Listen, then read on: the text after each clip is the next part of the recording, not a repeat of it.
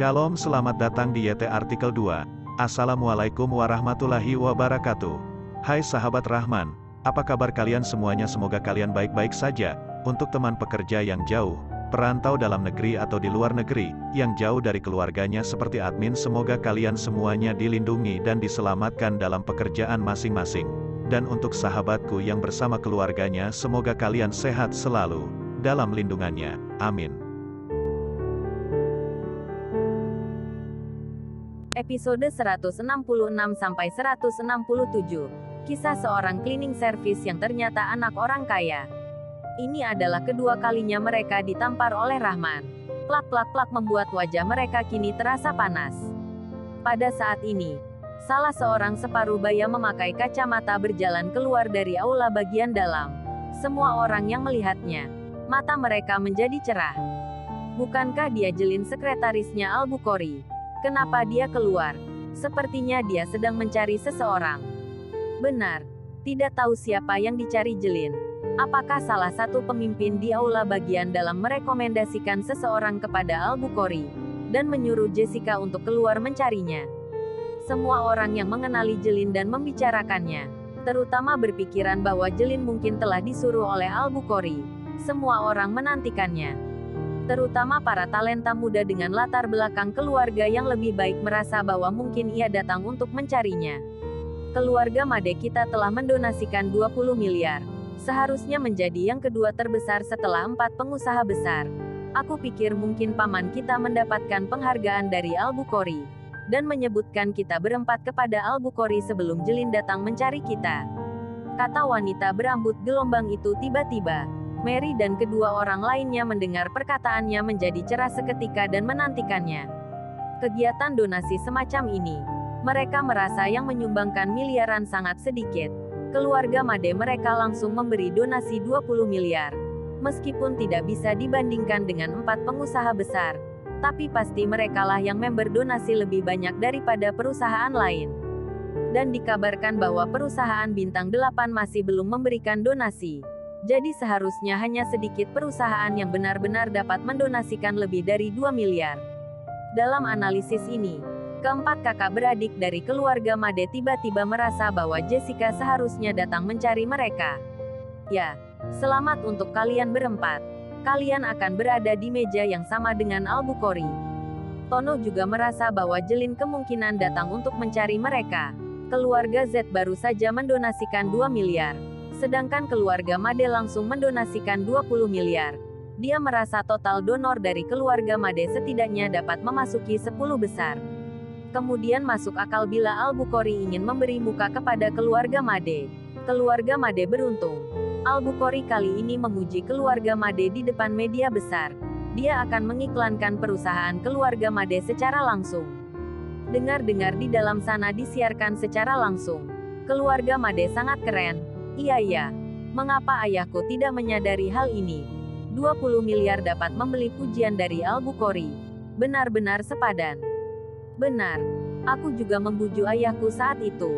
Aku mengatakan akan lebih baik menyumbang lebih banyak. Setidaknya dapat memasuki 10 besar. Menarik perhatian Al-Bukhari dan pemimpin yang lainnya. Maka tidak akan rugi. Sayangnya, ayahku tidak mendengarku sama sekali dan mengatakan aku tidak tahu apa-apa. Sekarang dia pasti sangat menyesal. Semua orang berpikir bahwa Jelin benar-benar datang untuk mencari kakak beradik keluarga Made. Satu persatu mereka sangat iri atau cemburu. Atau bahkan seperti pria ini sekarang. Mengucapkan sepatah kata akan membuat semua orang tertawa. Melihat semua orang berpikir demikian, Mary dan yang lainnya bertambah semangat. Sepasang mata mereka penuh kegembiraan. Pada saat ini, ketika mereka melihat Rahman, mereka tidak lagi merasakan kagum dan malu seperti sebelumnya. Berganti menjadi sikap arogan. Rahman kan? Apakah kamu pernah minum anggur? Thomas tidak tahan lagi bertanya kepadanya. Sebelum Jelin datang, dia bersiap untuk menyindirnya. Kak Thomas, lihatlah dirimu. Orang seperti dia, minum anggur bersama Al-Bukhari. Aku takut dia bahkan tidak memiliki kesempatan untuk berbicara dengan Al-Bukhari. Mary meledeknya. Kalian semua terlalu memuliakannya. Mungkin dia bahkan tidak pernah melihat bagaimana rupa Al-Bukhari. Tidak ada kesempatan untuknya berbicara dan minum. Mary memandang Rahman. Matanya penuh penghinaan. Melihat pertunjukan 4 kakak beradik, Rahman menggelengkan kepalanya dan merasa sangat lucu. Celin, apakah kamu datang untuk mencari kami berempat? Namaku Thomas. Mereka bertiga adalah saudara laki-lakiku dan 2 adik perempuanku. Celin akhirnya menemukan Rahman. Kemudian segera menghampirinya. Melihat kedatangan Celin, Thomas dan yang lainnya buru-buru berdiri dan menyambutnya. Mereka sangat tegang. Tetapi Celin melihat-lihat keempat kakak beradik itu. Ia mengerutkan alisnya. Tapi segera alisnya kembali ke semula. Aduh, Tuan Muda Rahman. Ternyata kamu di sini ya. Al-Bukhari baru saja mengatakan mengapa ia belum melihatmu. Ia berpikir kamu tidak datang. Celin segera mengabaikan 4 kakak beradik dari keluarga Made dan langsung maju meraih tangan Rahman. Al-Bukhari ingin berterima kasih kepada Rahman, sang tokoh utama yang sangat penting. Bagaimana mungkin dia tidak muncul di aula bagian dalam? Wow, dia mencari pria ini. Bukan untuk mencari kakak beradik keluarga Made. Semua orang menyaksikan situasi itu terkejut sekali lagi. Dan semakin penasaran dengan identitas Rahman. Al-Bukhari menyebutnya. Apakah dia benar-benar tuan muda besar yang datang dari kota Tokyo? Thomas dan yang lainnya merasa sangat malu. Terutama melihat pandangan penuh penghinaan semua orang. Mereka berempat ingin masuk ke lubang tanah saja. Siapa sebenarnya orang ini? Mengapa keluarga Made yang sudah mendonasikan 20 miliar saja tetap tidak dapat penghargaan dari Al-Bukhari? Terlebih lagi dia bukan donatur. Kenapa Al-Bukhari menyebutnya? Keempat kakak beradik tidak tahu mengapa Celin datang mencari Rahman dan bukan mereka. Kali ini Al-Bukhari yang berinisiatif untuk meminta orang datang mencarinya. Kak Rahman kuat juga. Tono melihat Celin yang hangat terhadap Rahman. Ia merasa emosional. Ini baru orang yang benar-benar kuat. Tidak peduli kemanapun dia pergi. Selama ada Al-Bukhari, Rahman pasti tokoh utama. Acara besar seperti ini. Tentu saja aku harus datang. Kata Rahman tersenyum. Kalau begitu bagaimana jika kita masuk ke dalam sekarang? Celin bertanya kepada Rahman. Baik, Rahman mengangguk. Kemudian berdiri dan masuk ke dalam aula. Meskipun aula bagian luar semuanya adalah talenta muda terkemuka di kota Yuzoda. Tetapi tinggal semakin lama bersama mereka, Rahman merasakan penurunan IQ. Bagaimana mengatakannya? Mungkin dia berada pada tingkat jauh melebihi mereka yang seumuran. Sehingga perkataan dan perbuatan dari mereka yang seumuran terlihat agak naif di matanya. Lanjut ke episode berikutnya. Episode 167. Contohnya 4 kakak beradik dari keluarga Made itu. Rahman tidak membuat masalah kepada mereka. Untuk menemukan rasa keberhasilannya, mereka menggoda Rahman yang datang dengan naik taksi. Tanpa diduga sebelumnya yang telah mempermalukan mereka di bawah tadi. Dengan IQ yang membuat orang cemas. Ingin dipermalukan sekali dan 2 kali.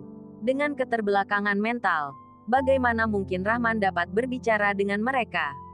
Kemajuan sosial yang pesat telah menciptakan banyak orang kaya, tetapi juga membesarkan banyak orang yang keterbelakangan mental. Kata Rahman dengan emosi. Tidak banyak meja di dalam aula. Ditambah media arus utama. Hanya selusin meja. Sebagian besar orang-orang di sini adalah orang kaya yang sudah mendonasikan lebih dari 2 miliar.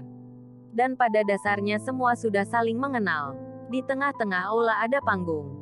Dan di atas panggung sekarang sedang ada pertunjukan. Meja-meja ditempatkan mengelilingi panggung. Dan di belakang meja adalah media utama untuk siaran langsung. Tuan Muda Rahman, silakan menuju ke meja Al-Bukhari, kata Celin. Rahman mengangguk. Dan ketika dia hendak mengatakan sesuatu, Marshanda bangkit berdiri dan menyapanya. Tuan Rahman, kamu sudah datang. Kamu suka kan mobilnya? Sudah merugikanmu. Rahman mengangguk. Begitu dia hendak meninggalkan meja, ternyata Luna juga di meja yang sama. Dan dia sedang menatap dingin kepadanya. Rahman tertegun sejenak. Dari mata Luna, dia merasakan aura cemburu dan amarah yang dingin. Luna menarik nafas dalam-dalam. Nona besar keluarga Jordan memberikan mobil kepada Rahman. Kenapa dia memberinya mobil? Bahkan jika dia bodoh, Dia bisa melihat rasa kasih sayang yang diungkapkan oleh Nona Marshanda ketika dia menatap Rahman. Meskipun Marshanda menyamar dengan baik, tetapi ia juga seorang wanita. Luna adalah orang yang mengamati dengan sangat cermat. Tentu tidak akan lepas dari matanya. Rahman, Rahman, tidak terpikir kamu tidak hanya pergi ke pemandian Moonlight bermain-main, tapi juga mendua dengan keluarga Jordan. Kamu pikir aku sudah mati? Luna diam-diam mengepalkan tangannya dan menahan amarah di dalam hatinya. Aku akan duduk di meja ini dulu. Nanti aku akan ke sana minum anggur dengan Albuquerque. Rahman berkata kepada Jelin. Kemudian pergi duduk di samping Luna. Meja ini belum dipenuhi. Tapi ada 4 atau 5 wanita. Selain Luna, Marshanda, Sinta, dan 2 wanita separuh baya.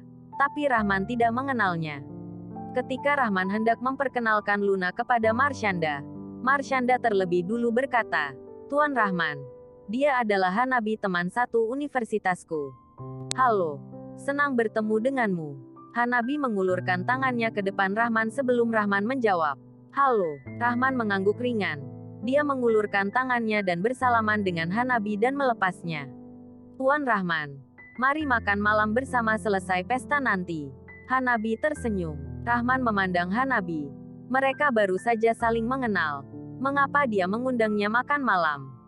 Tidak. Lain kali saja. Rahman menggelengkan kepala. Menolak undangan Hanabi. Luna yang duduk di sampingnya tidak merasa senang menyaksikan Rahman menolak Hanabi.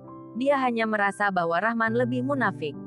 Marshanda ingin mengatakan sesuatu. Tetapi masih ada beberapa orang yang tidak dikenalnya. Setelah berpikir, dia mengurungkan niatnya. Aku punya saran. Aku pikir kita harus pergi ke gerbang bintang 8 bersama-sama dan memaksa pemimpin mereka keluar. Saat itu, Aris Raffi di meja tidak jauh darinya tiba-tiba berkata. Suaranya agak keras, dan semua orang di meja di sekitarnya mendengarnya. Rahman mendengar kata-kata itu. Dia memandang ke arah meja Aris Raffi, dan mendapati selain Aris, Palen, Roy, dan ada 3 lelaki tua bersama-sama. Mereka tampak sangat akrab. Meskipun para lelaki tua ini tidak mengelola bisnis keluarganya lagi, tetapi mereka masih memiliki kekuatan yang besar ketika mereka berkumpul. Tampaknya orang-orang ini yang telah menggunakan bantuan media untuk kesempatan dalam 2 hari terakhir. Rahman memikirkan pada saat pesta ulang tahun Wibowo Jordan. Aris pernah berkata bahwa dia akan menyatukan beberapa perusahaan untuk memaksa Rahman menyerahkan sebagian dari kelebihannya. Dan dia menjadi tahu akar permasalahan mengapa beberapa media memerangi bintang 8. Beberapa keluarga besar seperti kalian sungguh berpikir kalian dapat menutupi langit dengan satu tangan. Kalian pikir aku seorang Rahman mudah digertak. Rahman menyipitkan mata. Dia perlu mencari kesempatan untuk menunjukkan kehebatannya kepada orang-orang ini. Jika tidak mereka akan terus membuat masalah. Betul.